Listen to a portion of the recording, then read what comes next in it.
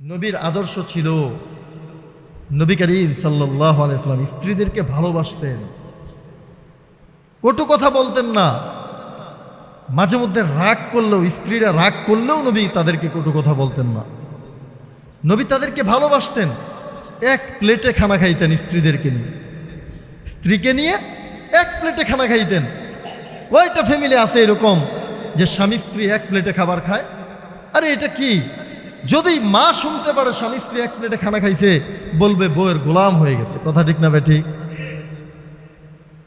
কিন্তু নবীর আদর্শ কি?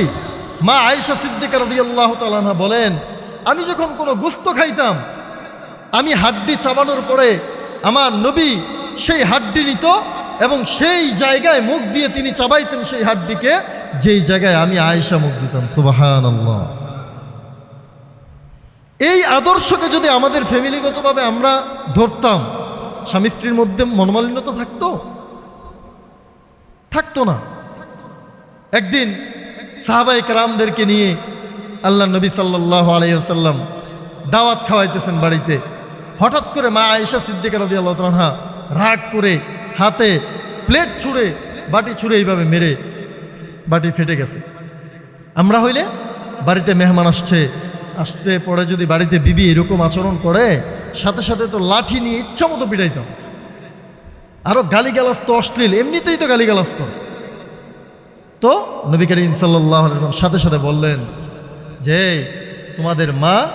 তোমাদের মা একটু রাগান্বিত হয়ে আছে, তো ওই জন্য তোমরা আবার কিছু মনে করো না। এই হলো নবীর আদর্শ। নবীর আদর্শ মজাক করতেন, মানুষের সাথে হাসি খুশি কথা বলতেন। হ্যাঁ, আমরা যেটাকে বলি আর কি কৌতুক করা, উনি করতেন, মিথ্যা বলতেন না। আমরা আমাদের মা বোনদের কান পর্যন্ত তো এই কথা পৌঁছে, আমরা কি করি? আমাদের সন্তানদেরকে ভয় দেখানোর জন্য আমরা বলি কি, এই কান্না থামাও, শিয়াল আসতেছে, ভূত আসতেছে, ধরবে তোমাকে, অমুক আসতেছে, তমুক আসতেছে। মিথ্যা বলি কি বলি না? বলি। এগুলো ইচ্ছাকৃত মিথ্যা, গুনাহ, কবিরা গুনাহ, সরাসরি কবিরা গুনাহ। আপনি ইত্রামি করে বলেন, মজা করে বলেন, সিরিয়াসলি বলেন, যেভাবে বলেন, মিথ্যা কখনো সত্য হবে না। এবং মিথ্যা কবিরা গুনাহ। আস-সিদকু ইউনজি ওয়াল কিযবু ইউহলিক।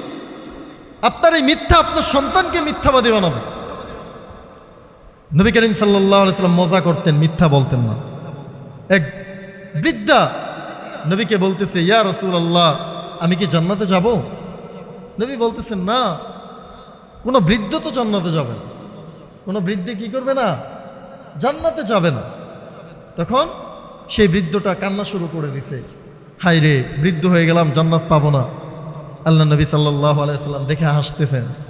আয়েশা বলতেছেন, আরে জান্নাতে যারা যাবে তাদের সবাইকে তাদের যৌবনে ফিরিয়ে দিয়ে যুবক বানিয়ে, যুবতী বানিয়ে তাদেরকে জান্নাতে নেওয়া হবে। সুবহানাল্লাহ। তাইলে আল্লাহ নবী কি মিথ্যা বলছেন? মানে বৃদ্ধ মানুষ জান্নাতে যাবে না, মানে বৃদ্ধ হয়ে যাবে না, সে যুবকের যুবতীতে পরিণত হয়ে জান্নাতে যাবে। মজা করেছেন, মিথ্যা বলেন। আমরা মজা করে একটা কথা বলে একজন মানুষকে হতাশ করে দেয় মিথ্যা বলে। সেই মানুষটা ভয়ে হকচকিয়ে যায়, ঠাট্টা করে শেষে বলি, আরে ভাই, এমনি ইত্রামি করছি তোমার সাথে। মিথ্যা। আল কাবাইরুল ইশরাকু বিল্লাহি। মিথ্যা একটা বড় কবিরা গুনাহ। মিথ্যা হচ্ছে কবিরা গুনাহের মা। আপনার একটা মিথ্যা কথা 70টা কবিরা গুনাহকে জন্ম দিবে। একটা মিথ্যা কথা রাখতে 70টা মিথ্যা কথা আপনাকে এটার মধ্যে নিয়ে আসতে হবে, ঢুকাইতে হবে। এজন্য নবীর আদর্শ ছিল আপনি কোনোভাবে মিথ্যা বলতে পারবেন না। এটা নবীর আদর্শ না। রবিউল আউয়াল মাসে আমরা এই অঙ্গীকার করি, নবীর আদর্শকে আমাদের জীবনের প্রত্যেকটা ক্ষেত্রে আমরা গ্রহণ করব ইনশাআল্লাহ।